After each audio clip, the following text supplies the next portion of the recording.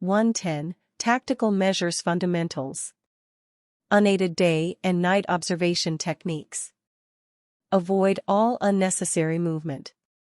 Remain motionless while observing. Anything in motion attracts the eye. Use all available concealment because it offers a low silhouette and makes detection by the enemy difficult. Expose nothing that reflects light. Blend with the background because contrasting colors are noticeable. Remain in the shade because moving shadows attract attention. Distort or change the regular outline of objects. Most military objects have distinctive shapes that make obvious shadows and silhouettes. Avoid the skyline. Figures on the skyline can be seen from great distances and are easily identified by their outlines. Search fields of view. Off-center vision method. The technique of viewing an object using daytime central vision is ineffective at night. This is due to the night blind spot that exists during low illumination. This technique requires viewing an object by looking 6 to 10 degrees above, below, or to either side of the object rather than directly at it. Scanning method. Scanning enables the Marines to overcome many of the physiological limitations of their eyes. It can also reduce confusing visual illusions. This technique involves looking from right to left or left to right using a slow, regular scanning movement. At night, it is essential to avoid looking directly at a faintly visible object when trying to confirm its presence. Search fields of view. Strip method. In daylight, look first at the ground nearest you. Begin observing close to your post and search a narrow strip 50 meters or less deep, going from right to left parallel to your front. Then search from left to right a second and similar strip farther away, but overlapping the first. Continue to observe until the entire field of view has been searched as shown in the below figure. Preserve night vision. When entering a lighted area or observing in a temporarily lighted area, such as illumination and flares, one eye should be closed and covered to preserve its night vision. When the light goes off, fades, or the lighted area is exited, the night vision retained by the protected eye enables it to see until the other eye adapts to the darkness. Red light helps preserve night vision, but like white light, it can be observed at long distances. Factors that decrease night visual acuity include fatigue, lack of oxygen, long exposure to sunlight, alcohol, nicotine within the past 48 hours, and age. When night vision has been attained, straining will not improve effectiveness. However, practicing to identify objects at night will improve perception. Enhancing hearing. Hearing is amplified with the mouth open. Removing the helmet will reduce sound distortion. By holding the ear close to the ground, sounds of people walking and vehicles moving can be heard. Intelligence Information Report, Salute. Information must be reported as quickly, accurately, and completely as possible. An established method to remember how and what to report about the enemy is to use the acronym. Salute. S. Size and/or strength. A. Activity or actions. L. Location and direction of movement. U. Unit identification. The enemy unit may be derived from unit markings, uniforms worn, or through prisoner interrogation. T. Time of observation. E. Equipment and weapons. 5-paragraph order, SMEAC. Situation. Environment. Weather, terrain, visibility, local population situation, and behavior as they impact on the patrol and enemy forces. Enemy forces.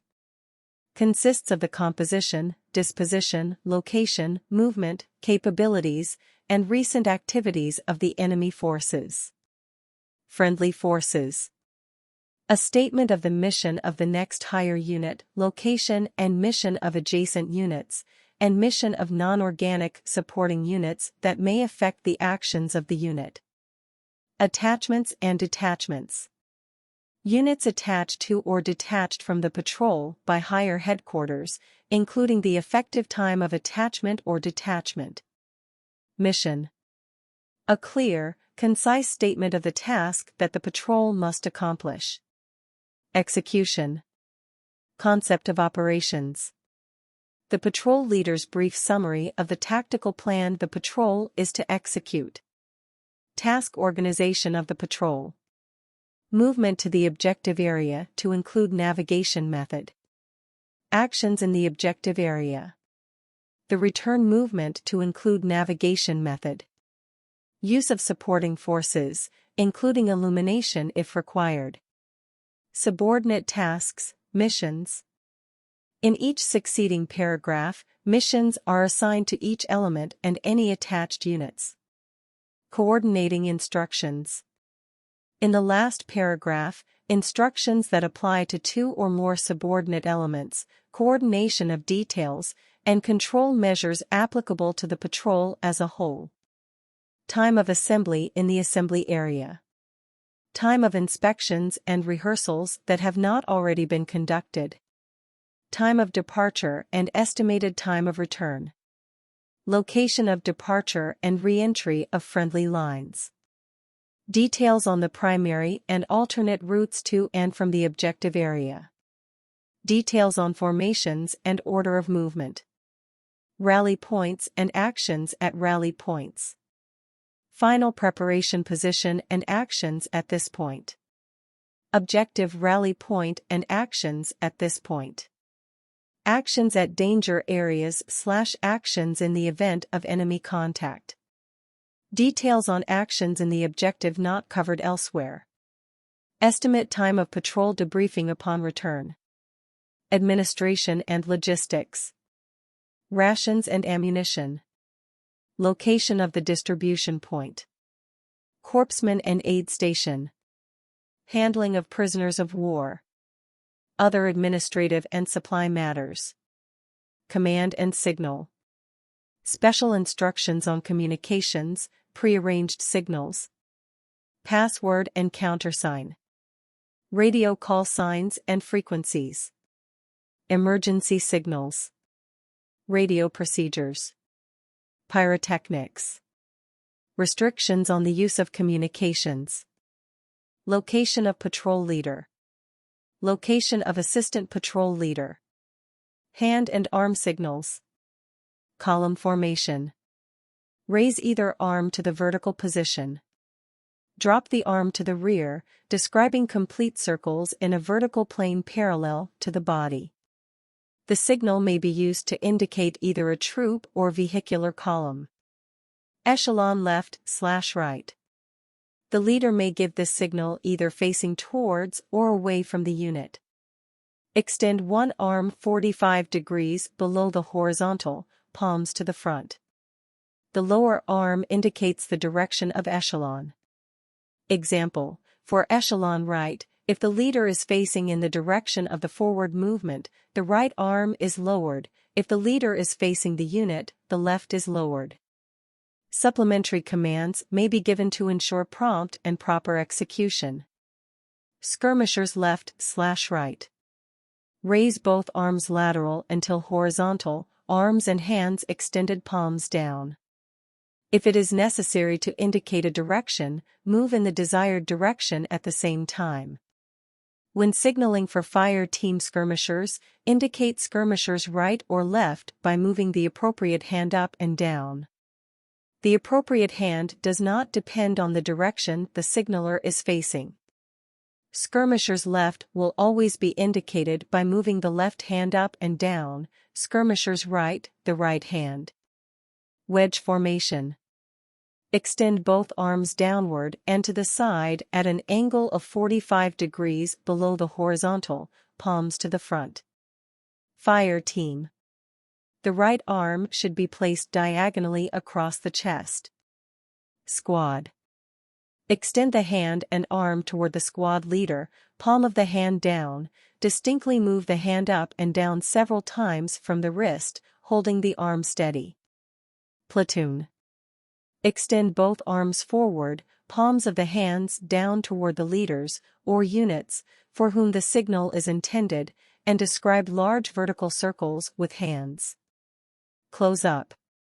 Start the signal with both arms extended sideward, palms forward, and bring palms together in front of the body momentarily. When repetition of this signal is necessary, the arms are returned to the starting position by movement along the front of the body. Open up/extended. Start the signal with the arms extended in front of the body, palms together, and bring the arms to the horizontal position at the sides, palms forward. When repetition of this signal is necessary, the arms are returned along the front of the body to the starting position and the signal is repeated until understood. Halt/stop. Carry the hand to the shoulder, palm to the front, then thrust the hand upward vertically to the full extent of the arm and hold it in that position until the signal is understood. Dismount/take cover. Extend the arm sideward at an angle of 45 degrees above the horizontal, palm down, and lower it to side. Both arms may be used in giving this signal. Repeat until understood. Hasty ambush left/right. Raise fist to shoulder level and thrust it several times in the desired direction. Constructing a fighting position, safe. Security, set up security before digging in. Automatic weapons, set up your automatic weapons so that they are oriented to the most likely avenues of approach. Field of fire, clear your fields of fire.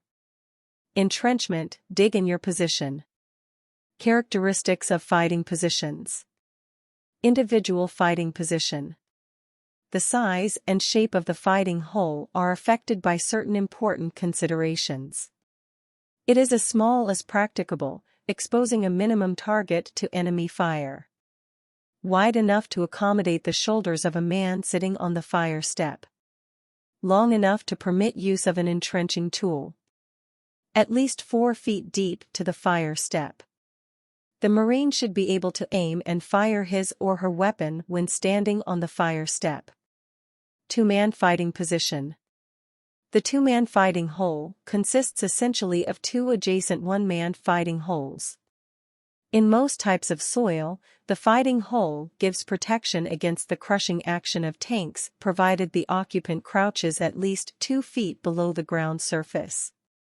In sandy or soft soils, it is necessary to revert the sides to prevent caving in. The soil is piled around the hole as a parapet, approximately 3 feet thick and 1/2 foot high, leaving a berm or shelf wide enough for the Marine to use as an elbow rest while firing. If turf or topsoil is used to camouflage the parapet, the Marine first removes sufficient ground cover and sets it aside until the fighting hole is completed. Once complete, the ground cover can then be laid on the top and side of the parapet so that it will better blend in with surrounding ground. Do's and don'ts.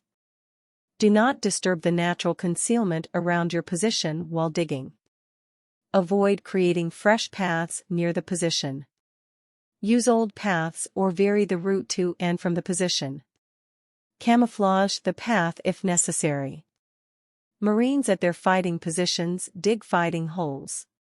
Fighting holes provide excellent protection against small arms fire, shell fragments, airplane strafings or bombings, the effects of nuclear detonations, and the crushing action of tanks. If not prescribed by higher authority, the squad leader will designate either 1 or 2-man fighting holes. The type of fighting hole used is based upon squad strength, fields of fire, size of squad sector of fire, and morale. Advantages and disadvantages of a 2-man fighting hole. Disadvantages. Since it is longer than the 1-man type, the 2-man fighting hole offers somewhat less protection against a tank crossing along the long axis, as well as less protection against strafing, bombing, and shell fragments. Advantages. It allows continuous observation, mutual assistance and reassurance, and the redistribution of ammunition between the occupants. Armor Protection Level System. The intent of creating the Armor Protection Levels (APLS) is to enable commanders to tailor protective postures based on their estimate of the situation and/or based on guidance from service/joint/theater combatant commanders. The Marine Corps recognizes the operational requirement to move away from the one-size-fits-all approach in dealing with ballistic protection. Unit commanders must rely instead on mission analysis and military judgment in making critical decisions which affect the personal protective posture of their Marines, and take advantage of the full scalability that the family of Marine Corps personal protective equipment provides.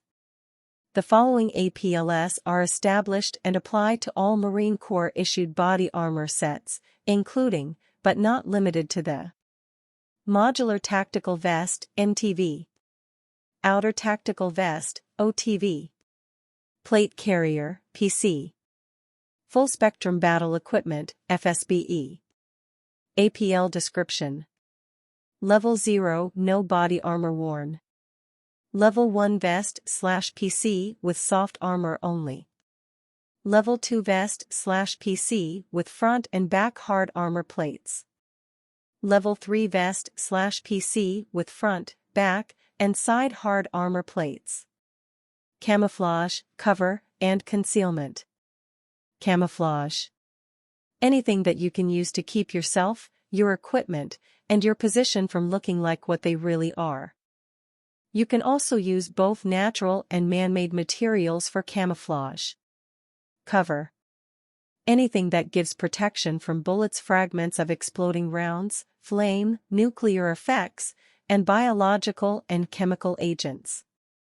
Cover can also conceal you from enemy observation. Cover can be natural or man-made. Concealment: anything that hides you from the enemy's observation. Concealment does not protect you from enemy fire. Individual movements. High crawl. The high crawl is used when cover and/or concealment are available. Poor visibility reduces enemy observation. Greater speed of movement is required. To perform the high crawl, keep your body off the ground.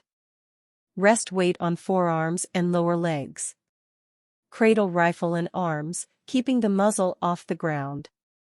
Keep knees well behind the buttocks to stay low. Move forward, alternately advancing right forearm and left knee, then left forearm and right knee.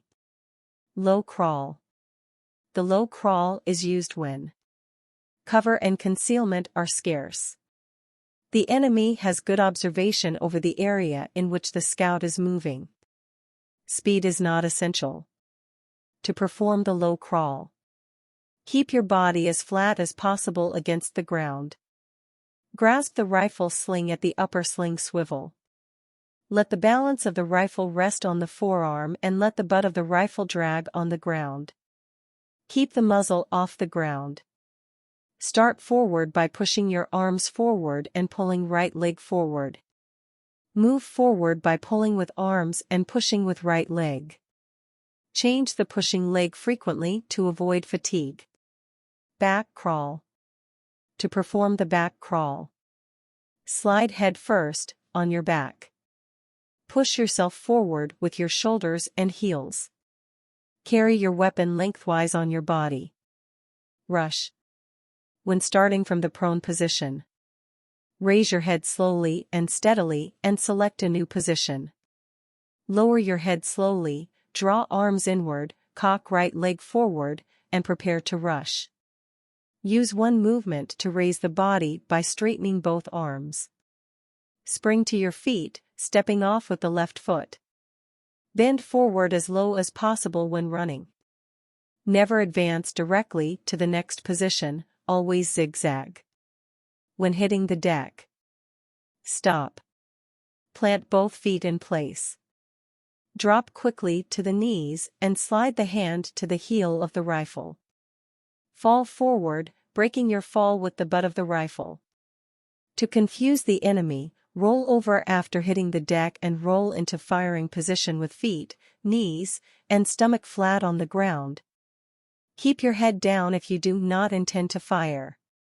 When rolling over, hit the deck and assume the prone position. Bring the rifle in close to the body, placing the rifle butt in the crotch. Roll over swiftly to confuse any enemy observers as to your final intended location. Never reappear at the same place you went down. Night walk. Place the heel down first. Balance the weight of your body on the rear foot until a secure spot is found. Lift the forward foot high to clear any stiff grass, brush, or other obstruction. Continue to balance body weight on the rear foot, lower the forward foot gently, and toe first, to explore the ground for objects that might make noise. Step over fallen logs and branches, not on them. Lower the heel of the forward foot slowly, gradually transferring body weight to that foot. Creeping. Creep at night on the hands and knees. Use your hands to feel for twigs, leaves, or other substances that might make a noise. Clear a spot to place your knee. Keeping your hand at that spot, place your knee in the same spot. Keeping your hand at that spot, place your knee on the ground and repeat the action with the other hand and knee. Crossing a wall. Reconnaissance the wall before crossing. Quickly roll over the wall, keeping a low silhouette. The speed of your movement and a low silhouette deny the enemy a good target. Observing around a corner. Observe the area around a corner before moving beyond it. The most common mistake made at a corner is allowing the weapon to extend beyond the corner before observing, thereby exposing your position. Short stock technique. The shooter should be capable of both right-handed and left-handed firing of his or her weapon using this technique to be effective around corners. Short stocking the weapon will prevent the muzzle from protruding and keep the weapon ready to fire the instant visual contact is made with the enemy. Furthermore, it reduces the Marine's exposure as a target. A common mistake when firing around corners is firing from the standing position. The shooter exposes him or herself at the height the enemy would expect a target to appear and risks exposing the entire length of the body as a target for the enemy. Popping the corner technique. Get into a prone position near the corner of a building or obstacle around which to observe. The weapon is short-stocked, and the muzzle is pointed in the direction you are looking. This allows you to engage a target, if necessary, when observing around a corner. Crawl to the corner but don't expose yourself. Raise your upper body onto your elbows. Then push your body forward with your feet and legs without moving your elbows. Your upper body, with the weapon ready, will move forward. The final position will expose the weapon, your helmet, and a minimal amount of your face.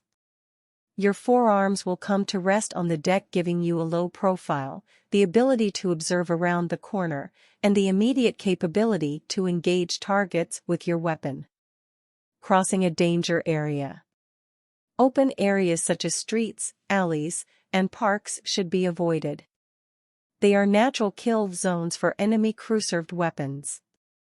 They can be crossed safely if certain fundamentals are applied by Marines and small unit leaders. When using the correct procedure for crossing an open area, develop a plan for your own movement. Use smoke from hand grenades or smoke pots to conceal the movement of all Marines. Run the shortest distance between buildings and move along the far building to the next position. By doing so, you reduce the amount of time during which you are exposed to enemy fire. Before moving to another position, make a visual reconnaissance and select the position that offers the best cover and concealment. At the same time, select the route that you will take to get to that position. When moving from position to position, be careful not to mask your supporting fires. When you reach your next position, be prepared to cover the movement of other members of your assault force or element. CaseVac categories of precedence and criteria to determine assignment. Determine the precedence of the casualty. Casualties needing air CaseVac will be given appropriate degrees of precedence so that, if aircraft space is limited, more urgent patients are evacuated before those whose conditions are less serious. The senior military person present makes the determination to request medical evacuation and assignment of precedence. This decision is based on the advice of the senior medical person at the scene, the patient's condition, and the tactical situation. Assignment of medical evacuation precedence is necessary. The precedence provides the supporting medical unit and controlling headquarters with information that is used in determining priorities for committing their evacuation assets. For this reason, correct assignment of precedence cannot be overemphasized. Overclassification remains a continuing problem. Patients will be picked up as soon as possible, consistent with available resources and pending missions. CaseVac categories of precedence and criteria to determine assignment. Priority 1, urgent. Assigned to emergency cases that should be evacuated as soon as possible and within a maximum of 2 hours in order to save life, limb, or eyesight, to prevent complications of serious illness, or to avoid permanent disability. Priority 1A, urgent surgical. Assigned to patients who must receive far-forward surgical intervention to save life and to stabilize them for further evacuation. Priority 2, priority. Assigned to sick and wounded personnel requiring prompt medical care. This precedence is used when the individual should be evacuated within 4 hours or his medical condition could deteriorate to such a degree that he will become an urgent precedence, or whose requirements for special treatment are not available locally, or who will suffer unnecessary pain or disability. Priority 3, routine. Assigned to sick and wounded personnel requiring evacuation but whose condition is not expected to deteriorate significantly. The sick and wounded in this category should be evacuated within 24 hours.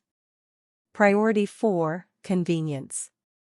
Assigned to patients for whom evacuation by medical vehicle is a matter of medical convenience rather than necessity. Helicopter landing zones. Landing zones, CaseVac pickup zones cannot always be selected in favorable terrain, but the size of the landing zone will dictate what type of helicopters will be able to support your CaseVac and may determine how large of a landing zone will need to be cleared. The size of the obstacles around the landing zone is paramount. Locations requiring vertical ascent or descent are not desirable. Overall length, landing zone diameter, obstruction height, feet. Type, feet, 5 to 40, 40 to 80, 80 plus. L1E/N 57 57, 100 150 200. CH 46 46 84, 175 250 350. CH 53 D 56 89, 175 250 350. CH 53 E 60/99, 175 250 350.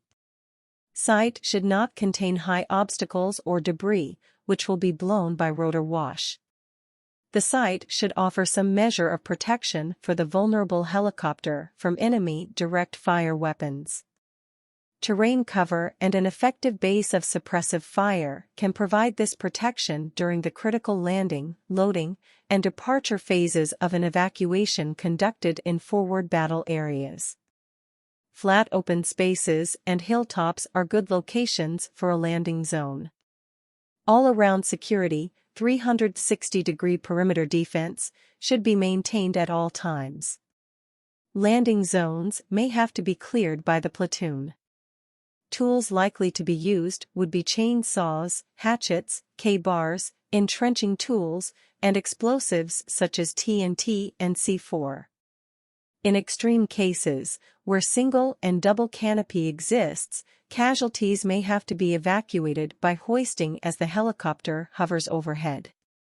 Selection of a pickup zone necessitates extremely accurate map reading and communications with the helicopter.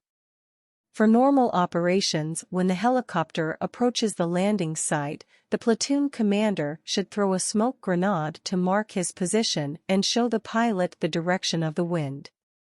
The platoon commander should also inform the pilot of the friendly position and the enemy position and situation. Particularly in a debris-strewn landing site, a Marine should direct the helicopter in, signaling where it is clear for the aircraft to land in the site. All obstacles within the landing zone need to be marked, so that the pilot has a clear view of the situation. Air panel markers are an excellent means of marking obstacles during good visibility. There are various methods to mark obstacles during low-light situations, i.e., colored chemical lights. All Marines in the platoon should be trained in directing helicopters into a landing site, requesting medical evacuation helicopters from the company commander and communicating with the pilot over the radio. Radio communications are particularly important in night operations. Because of the inherent danger in night evacuation, the seriousness of the wound must be considered. It might be advantageous to wait until first light to evacuate the casualty. Marking the landing zone. The size of the landing zone is dependent upon the height of the obstacle surrounding the zone and the number and type of helicopters needed on the largest wave. Planned landing zone size should be determined by computing the number of landing points needed to support the operation. Simple multiplication should provide good planning data. A landing point is a specific point where one helicopter can land. Landing points collectively form landing sites. A landing site is an area within a large landing zone used by the helicopter-borne unit as a tactical control designator in order to land in predetermined locations. When such separation of units and functions is not required, the helicopter wave or flight leaders should be given the prerogative to land where safety and flight characteristics dictate. The marking of landing zones varies from the initial marking with smoke for landing zone identification and wind direction to elaborate markings. When using panels, care must be exercised to ensure proper security from the effects of rotor wash, either by distance separation or staking and typing of the panels. Smoke is best used downwind from the landing points so as not to obscure vision during landing. Procedures for requesting a casevac. Requesting a casevac. Helicopters are normally requested through battalion, but the platoon and rifle company commanders should be aware of their availability under all circumstances. A casevac request is submitted to the appropriate unit using a casevac request. The casualty evacuation request is used for requesting evacuation support for both air and ground ambulances. There are two established casualty evacuation formats and procedures, one for wartime use and one used in peacetime. Several differences exist between the wartime and the peacetime casualty evacuation request formats and procedures. The peacetime request form differs in two line item areas. Line 6, change to number and type of wound, injury, or illness, 2 gunshot wounds and 1 compound fracture. If serious bleeding is reported, the patient's blood type should be given, if known. Line 9, change to description of terrain, flat, open, sloping, wooded. If possible, include relationship of landing area to prominent terrain features.